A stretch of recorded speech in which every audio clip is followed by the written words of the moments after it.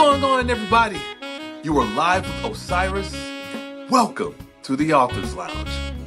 The world is filled with storytellers, and I, along with my guests, are here today in the Author's Lounge to help educate and inspire the young generation of writers and creators.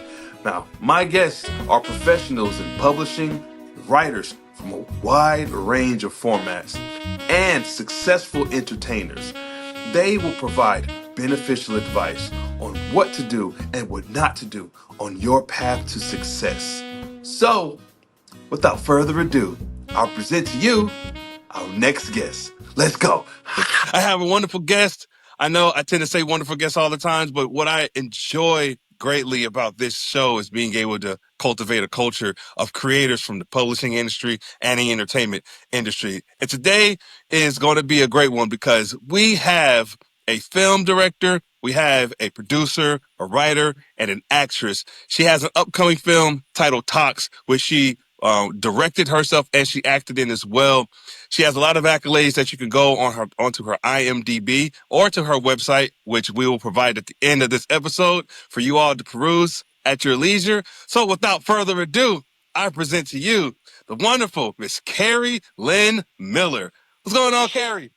Hey, I'm so happy to be here. Thank you so much for having me. I love your energy. Oh yeah. I kind of throw it at people, so I appreciate you just rolling with it.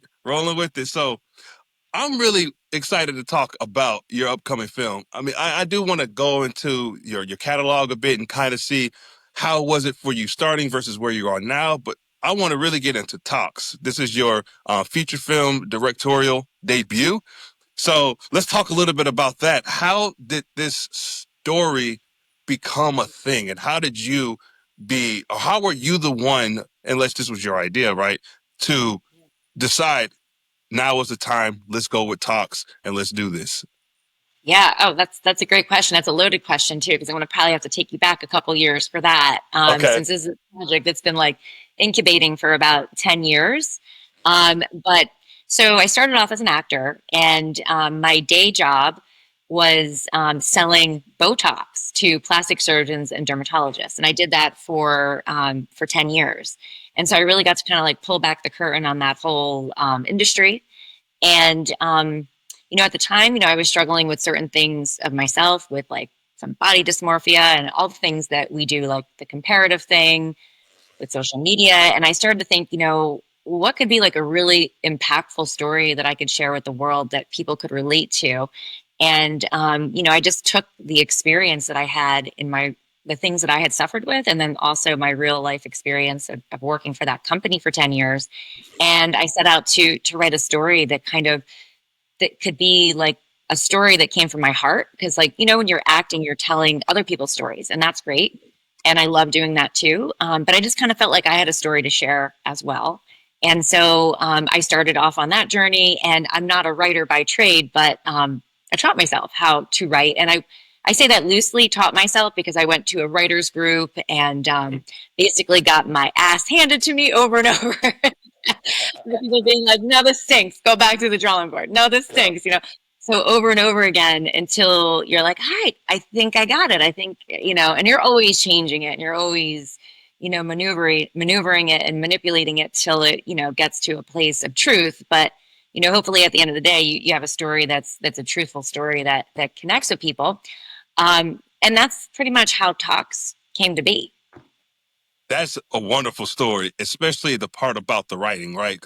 A lot of people who have ideas of wanting a story told may not necessarily have all the pieces together, especially the written piece. And so Yeah. for you to be able to go into that and create your own story, albeit you kind of went through the meat grinder a little bit at the beginning for what it sounds like, but out was sounds like a masterfully told story. So Well, I hope how? so. Oh yeah. Yeah. So how are you feeling about that? By the way, as the film's launch approaches, how are you? Yeah. What's going through your mind? Oh, I got all the feels going through my mind right now. I think I'm mostly though, I'm just so grateful because it really does take like a miracle to like bring all the pieces together to be able to, make a film. And there's, the producing element where you're, bringing together those producers, the people who are going to invest in your film, both financially and creatively, to help tell your story. And, and then just the whole team that you end up surrounding yourself with. And I was really fortunate to have just amazing people around me. And it's crazy, I had been trying to do that for about like the past 5 years, and all of a sudden something like just falls into place. And I think honestly, it's when you let go of trying to like control how you think it should be, and you kind of just let the pieces that are showing up for you and really lean into them. That you can create something, and like with good people and like with good energy. And so I really feel quite good about it. We finished, it's in the can, so to speak, at the end of March. And I've been sitting with my editor for like the last weeks now, and we're getting really close to doing a picture lock. And just for those of you who don't know what a picture lock, that basically just means that you're not touching it anymore. It's like it is what it is. And then you send it off to like, to do the sound design, or your colorist works with it. You get a score and all that stuff. So the picture lock is kind of the first component of that. So we're getting really close to that, and we've got a deadline. We're aiming for like September to have it all done and be ready to submit to festivals, get it in front of different distributors to sell it. So I'm really excited about it. No, congratulations on that. Sounds like a lengthy process, but one that's going to be well worth it in the end. Is there any distributors or anyone in particular that you are wanted to have your film shot to, or is it just kind of, hey, whoever's willing to take it, we'll go from there? Yeah, no, I have my wish list, so to speak, and I think we have some great people attached to it. We have like Margaret Colin, which is attached, and she's a fantastic actress, and it was like a dream to work with her. She's been in Independence Day, Gossip Girl, Unfaithful, um, really great films. And we also have Gracie McGraw, who this is her feature debut, and we're really excited to have her too.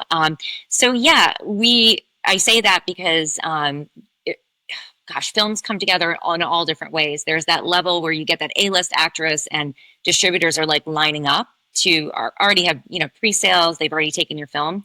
This is different from the standpoint of we're creating the product, and then we're going to shop the product around. So we'll have a finished product, which we're really excited about. So yeah, I have my dream list. Like I think Neon would be a great distributor. A24 would be a great distributor. Searchlight would be a great distributor. And I say that just because a lot of the stuff that they've done, I feel like, is similar to TOX, kind of like a dark psychological drama, along the lines of like a Black Swan type of a feel. Yeah. Oh, goodness. That sounds unbelievable. I loved that movie, by the way. Black Swan was awesome. Yeah. Not to Yeah. not to divert the attention, but I love the idea that it has like a feel similar to that. Now, Yeah. with this, now, even though you're not a stranger to directing films, with this being like a directorial debut for a feature film, and you have some powerhouse names that you're working with, how difficult, if it was difficult, and not that they are difficult, but how much more, I guess, more of a challenge was it for you to direct people who have already been like well established versus when you're doing short films dealing with other actors who aren't necessarily as experienced? Yeah.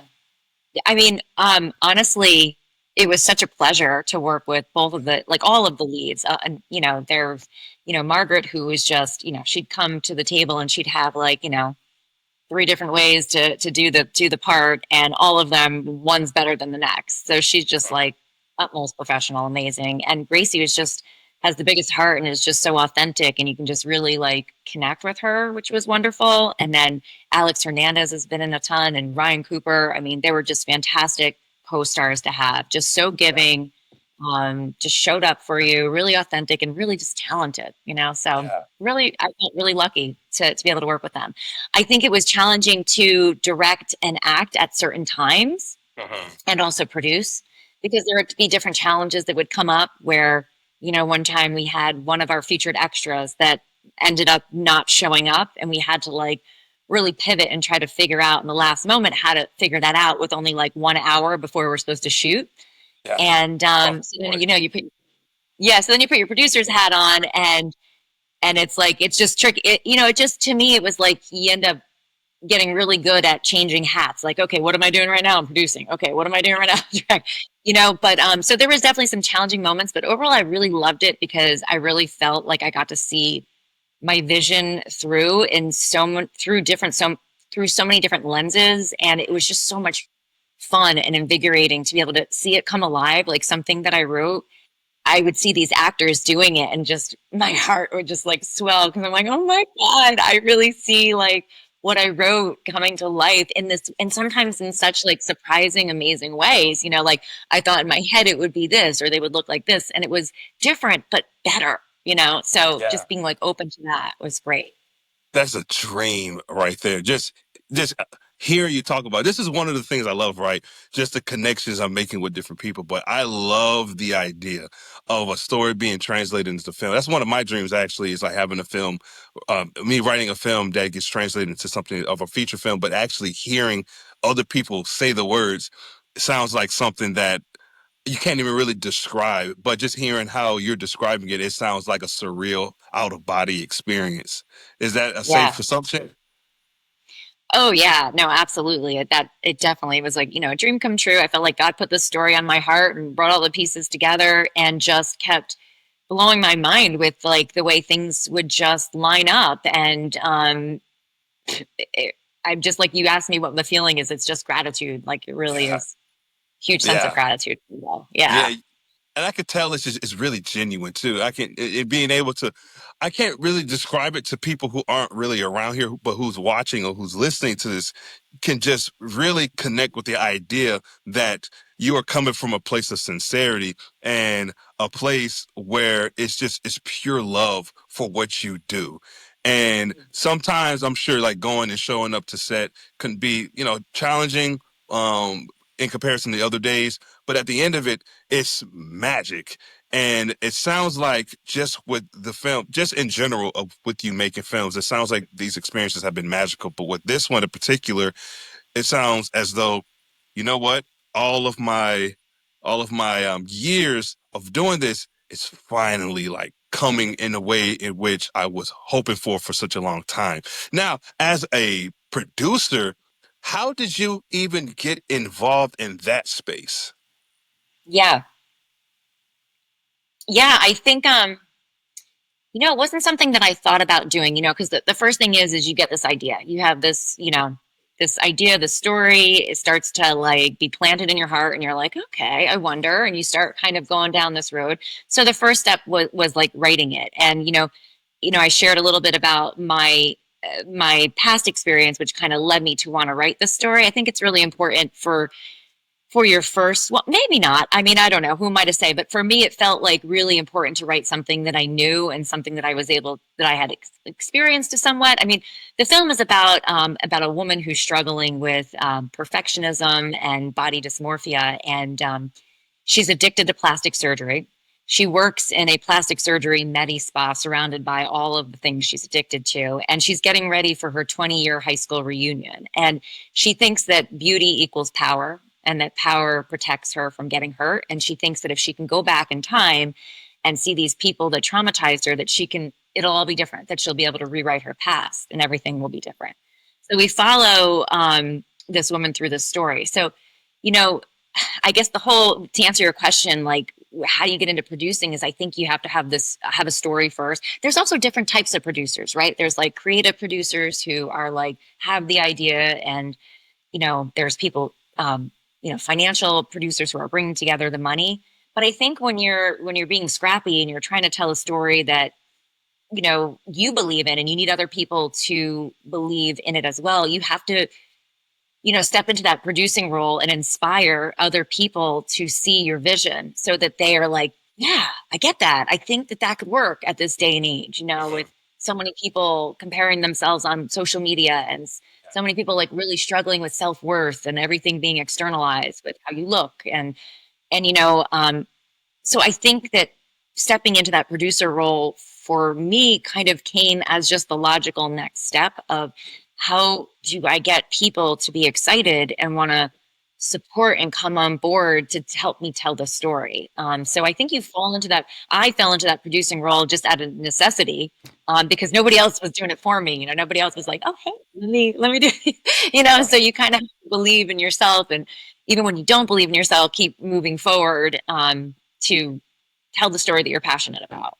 Yes. Oh goodness. It's funny you say that, because I think, was it 2 days? Actually, no, it was yesterday.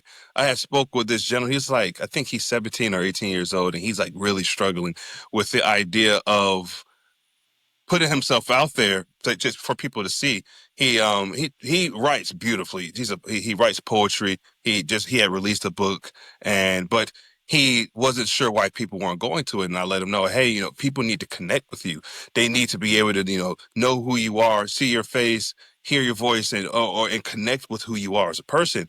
You just have to put yourself out there, be comfortable being uncomfortable, and keep moving forward. So hearing you say keep moving forward is in alignment exactly with what I was telling them, because it's a real thing, especially with social media, and people get caught into this world of comparison, and by trait, comparison is the thief of joy. And I believe that the more that people, or us as a society, allows those on social media to kind of dictate our emotions, I don't really think there's going to really be a time where we can truly live a life that we love until we get out of that headspace. And so I really love what you're saying. And it sounds like this film is though it sounds like though it is a thriller in a sense, right? It sounds like the deeper rooted story to it is to help people who not only struggle with body dysmorphia, but anyone who's struggling with something in general. Where did if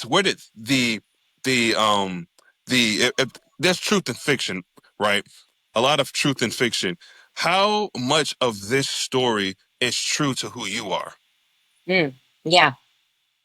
Yeah, no, that's a great question. Kind of to piggyback off of what you were saying about that 18-year-old you were talking about, I can relate to that so well because, when I was telling you that I would write stuff and I would bring it to the writers group and they kept saying no. And what I learned, what they were saying no to is I was not letting them see me. I was giving them this idea of what I thought they wanted. And like every time I would strip away one of like the things that I don't know, I was trying to protect myself and let them see something that was more vulnerable, it resonated more. But and it's a tricky dance because the more you let people see really who you are, it's scary and it's vulnerable, but that's the thing that I believe connects with other people, So I think that gentleman that you're talking about it's just about it's that dance of really letting your guard down and letting people see you because that's the stories that are going to connect and land. And it's scary as hell, when you're first doing it. It took me a really long time to be able to do that. But yeah, to answer your second question is I definitely struggled with a lot of these things. Like, the theme I would say is like it is a cautionary tale. It is a psychological drama. I wouldn't say it's a thriller, but a psychological drama, and it's really like about authenticity. And for me, I really struggled with my own self-worth and accepting the way I looked. And there's certain traumas that happen to us when we're younger that give us the message of like, where our worth comes from, and when we put it on somebody else's opinion or what they say about us. And I didn't really have that strong foundation to be like, no, I reject that, and I got this. So I went through my life kind of like chasing the next thing, trying to feel filled up inside or fill that void or feel complete and whole.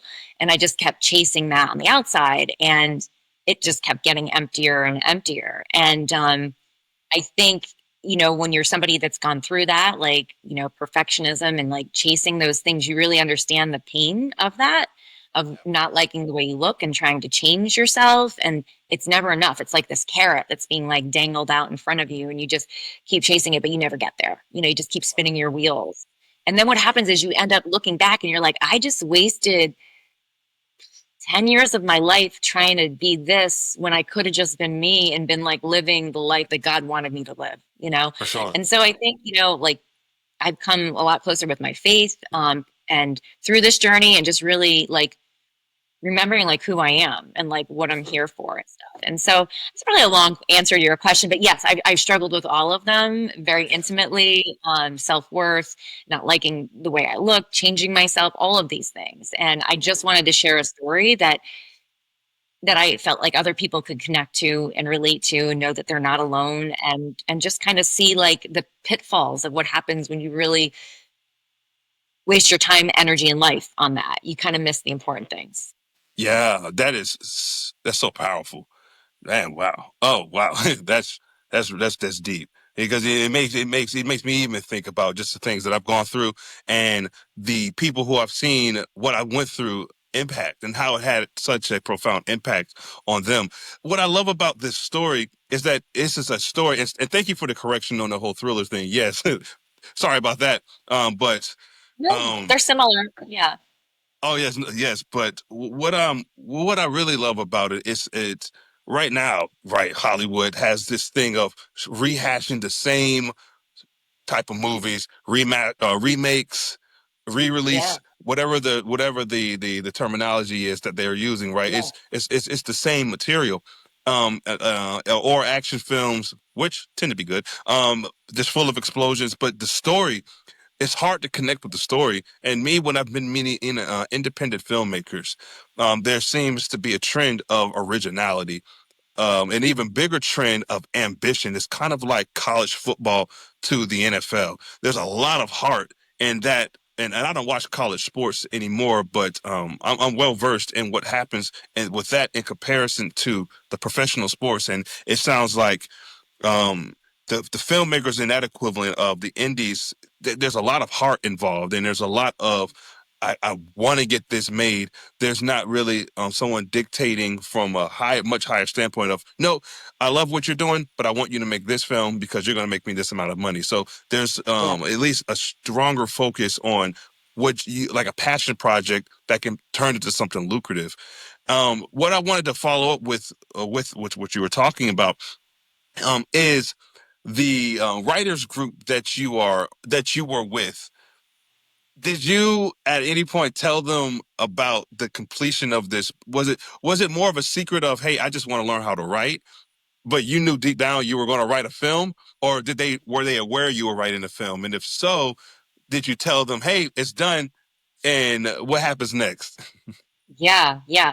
Um, when I got into the group, it was always specifically around like how can I learn to write this film? Like I wanted to, it was always about the film. It wasn't just about, hey, I just want to learn to be a writer. It was about, nope, I have this story. I want to tell this story. But the funny thing is, Osiris, is that it has changed so much. Like from when I first started writing it to what we ended up actually shooting. I mean, completely, not completely different. Like the theme is there, but as I alluded to earlier, it was just like the stripping away, like getting to like the truth of it.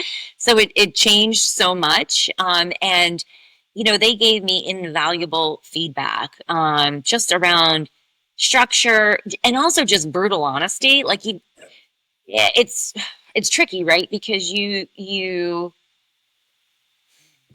when you deliver feedback, you don't want to be crushing to somebody's spirit, but you also want to be truthful so that they can actually learn and grow. And so I think they had a pretty good balance of that, being very, very truthful, but also encouraging at the same time. So yeah, they were really helpful. I will say I kind of lost connection with most of them during COVID because we stopped meeting in person. But then they did start meeting online and everything. But I think that's a really actually a great idea that you're reminding me about, is to kind of circle back and let them know that I actually made this film and everything. Because I wouldn't have been able to have gotten it to the point if it wasn't through all of the feedback and stuff that I was getting. And that's just, the iceberg, because there's so many people that gave me feedback on this film, like besides even the people in the writers group, like my producers, and my friends, and just like it's just invaluable. And you realize you cannot make a movie alone. Like it is the most like ignorant thing, I think, to think that you're going to be like the center of all it. There's just so many departments and so many things that need to happen in synchronicity, like for a film to happen, that I always say it's like a miracle that comes through. And the people are just like what makes it. I mean, everybody bringing their excellence to what they do, and like going back to just people, somebody who maybe gave me notes like in year 5, like I wouldn't be here without those notes. It's like you just realize it's just all kind of like compiles to help you. I mean, everybody's got a different journey, but that was my experience of just, I just felt like it constantly transforming and, throughout those years and learning myself to be open to feedback and not to be so take everything personal and be like, oh, defensive, because it's hard, you're putting yourself out there and you're personal and you're like, it's your baby and you're sharing vulnerable things. Cause like you mentioned, some of this stuff comes from truth, like it's like how much is in truth, how much is in fiction. There's some of it that is inspired by something that truthfully happened in your life. So I think it's like, yeah, you can't get where, in my opinion, anywhere without other people. Yeah, and the team aspect to a film is is paramount. I think every filmmaker who I've spoken to, I don't think I know for a fact every filmmaker that I've spoken to, whether it's on the show or just that I've met or who I've worked with when I was doing extra work, as an extra for people who don't know, not doing extra work, I literally mean being an extra in a in a Yeah, project. But yeah, it's that it's all a team effort. It's like cultivate a team of people who have a similar vision, and you go and you make it happen. I'm curious though, right? And I'm sure other actors, especially those who are inexperienced, have this struggle. Is the line memorization? How do you prepare on top of what you do, right? So with you in your position, between wearing the director's hat, the producer's hat, the writer's hat, and also you're acting in this film, how are you able to hone in and focus on your lines and make sure that you deliver the lines as it's written on paper? yeah. That is such a great question. And that was one of my biggest fears going into this because I knew that I had them memorized because, it was just, I just was living the story, right? Like, because I was writing it and just like, just hearing it over and over again. But I knew like on the day of the shoot or when we started shooting it that I was going to be pulled in a lot of different directions. And I ended up bringing my acting coach on board on set with me just so she could kind of just keep me on point and make sure that we were executing the way that we wanted to stay true to the story. And that way I didn't have to think necessarily about like my performance. I could worry about other people's performances and, the producing aspect of it and other things that I needed to deal with. So I felt like that just kind of really lightened my load. And I'm so grateful for that. Yeah. Oh, that's Heidi good. Martel was my acting coach that came on set with me. She's wonderful. Yeah, good stuff. And the reason why I'm asking that question is we're in a unique time where there are people who the creative scope on making even a short film or student film is ridiculously unlimited.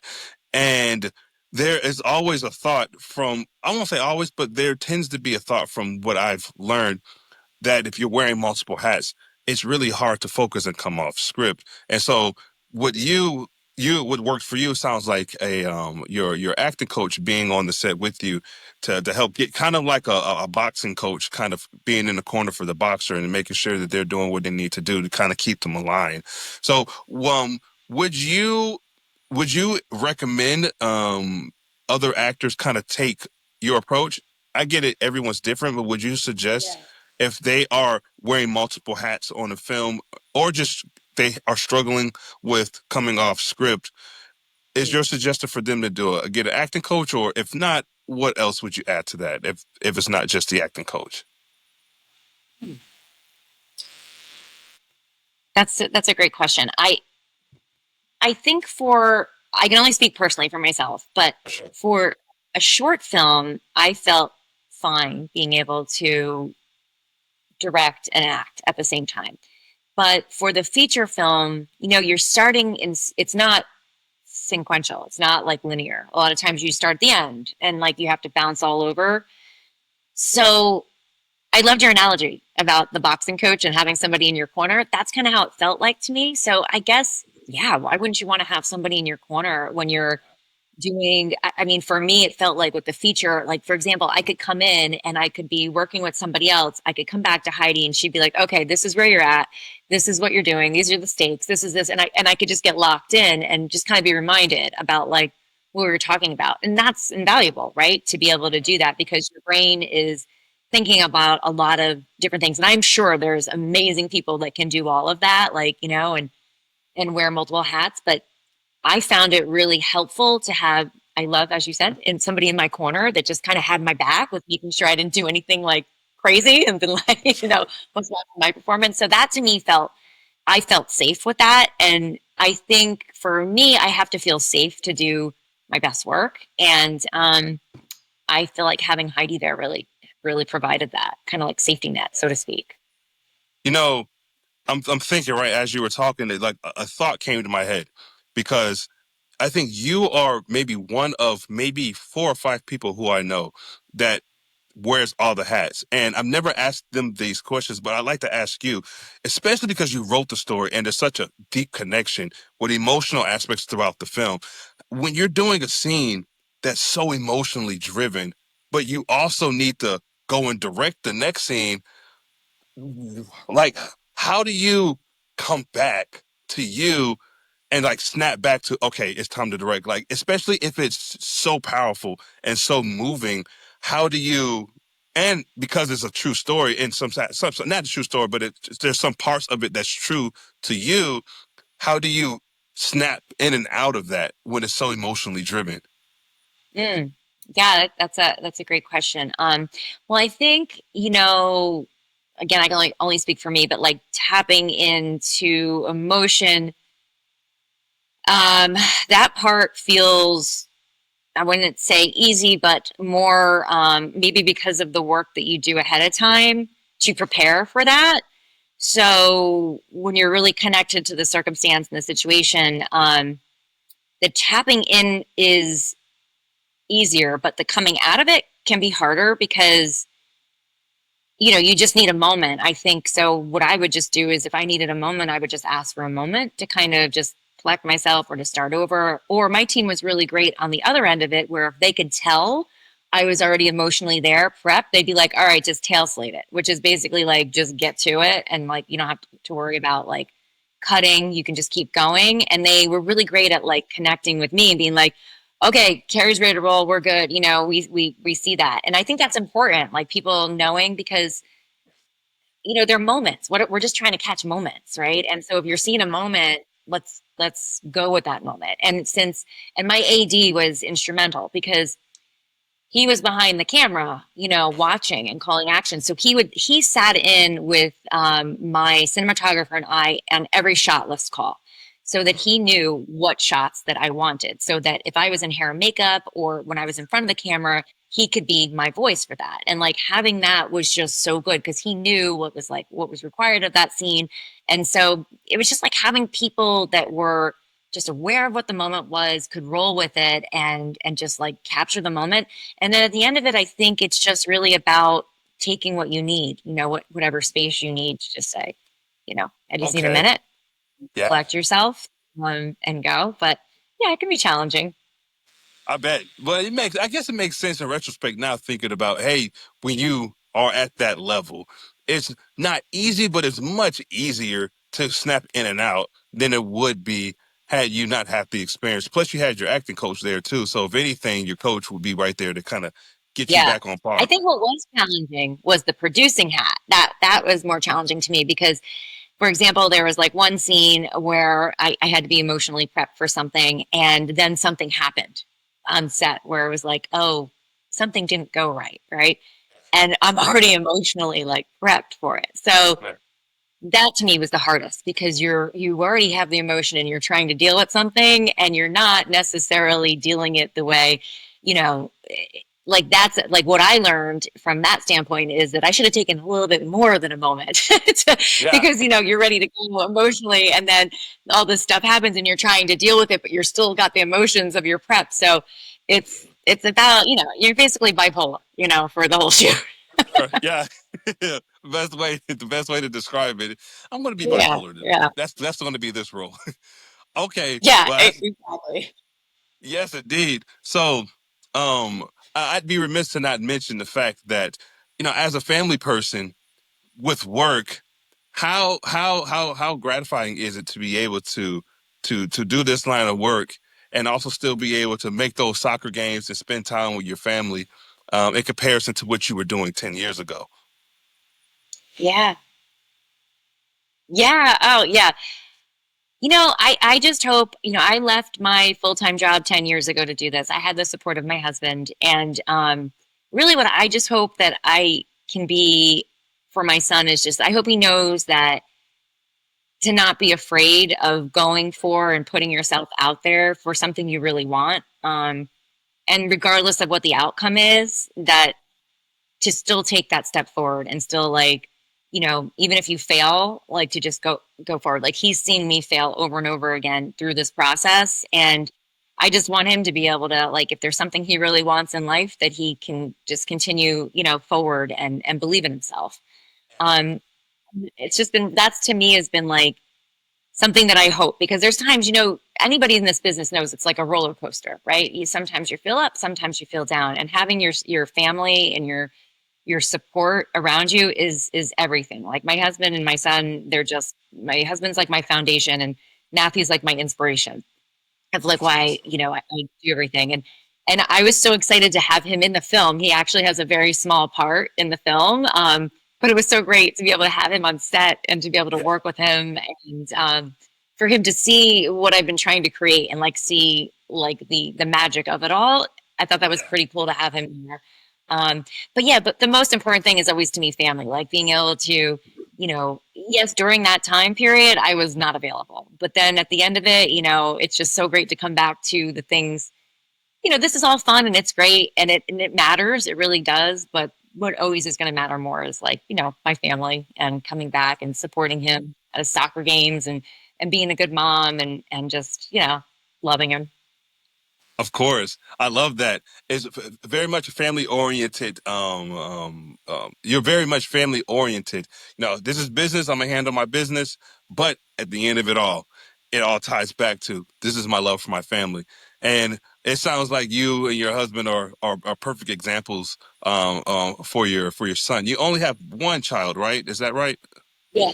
Yep. Okay, okay, cool. And so it sounds like just a Just one. wonderful example for him. Now, is he also in your line of work in the industry, or does something entirely different? I don't know what he'll end up doing.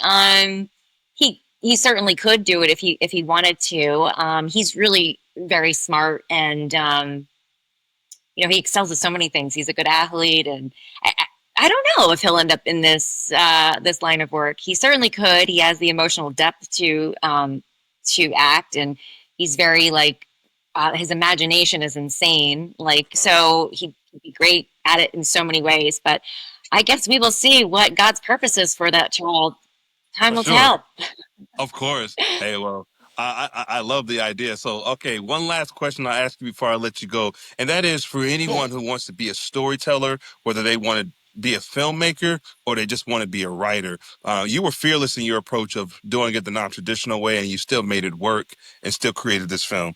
For anyone who's wanting to get their foot in the door, or just get started, what advice do you have for them?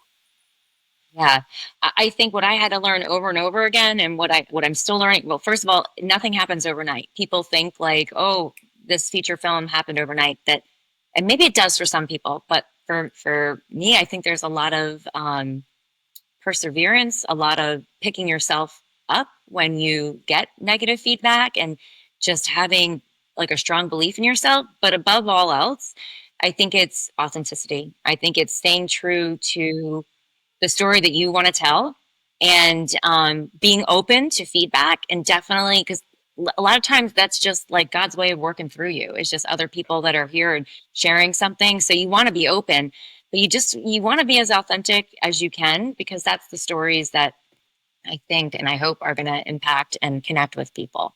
So I would just say that authenticity and just being open, um, and just knowing that you got to keep picking yourself up by the bootstrap, because nobody else is really going to do it for you. You got to have that inner grit to keep going. Oh, I love it. got to keep going and believe in yourself and authenticity. Being real to who you are as a person is hard for many people who live in a world of social media that sees something different and they want to emulate that. But I think I absolutely would agree with you. The authenticity is what matters greatly. That's what's going to shine through. And in that authenticity, that is who's going to connect with you. People who connect with your story are the ones ultimately who are going to be supporters, whether that's in the hundreds, thousands, or in the millions. Regardless, just continue to be who you are as a person. And at the end of it all, don't change for anyone. You know, it's always growth. You don't want to stagnate, but you also want to focus on growth. And on that note, hey, Kerri, thank you so much for coming onto the show. Thank you so much for your jewels and for your knowledge and also for talking about TOX. I can't wait for that one to come out. I'll be sure to provide more information, maybe get you back on when the film is actually coming out. So with trailers and clips, I'm excited. You'll be everywhere, and you're probably going to be on other shows and other podcasts. So I'm just going to be in my little corner saying I spoke to you only once. But no, I'm kidding. No, I'm so happy. This has been like such a pleasure, such a gift to be here. I loved our conversation, and thank you so much for having me on the show. Of course. Thank you so much for your time. And hey, thank you all so much for taking the time out of your day to tune in to today's episode. You're live with Osiris and Kerri, and that's all I got for you all. You all take care, and I'll catch you next time.